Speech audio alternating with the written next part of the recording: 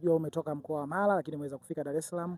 Waambie sasa kitu kimoja tu ambacho labda umeweza kuvutiwa nacho na jinsi walivyokupokeeni hususan katika sehemu zote mlizopita kwa ajili ya kwenda kutoa elimu. Kitu nivutia kikubwa zaidi kwanza ni waelewa, alafu kizuri kilichonifurahisha afande polisi kata, the way anavyoishi na wananchi wake, ametusababishia utendaji kazi umekuwa mrahisi sana, ametusababishia kufanya kazi ambayo hatukuitegemea kama wananchi wangeitikia. Kila eneo tulilokwenda kuna mwitikio wa watu na watu wameelewa, hususan maboda walikuwa hawajajua ile elimu ya kwamba wanaposhiriki kufanya mapenzi na wanafunzi kwamba ni ukatili, lakini leo wamejua na athari zake wamezijua kwa undani kulingana na kampeni tulionayo.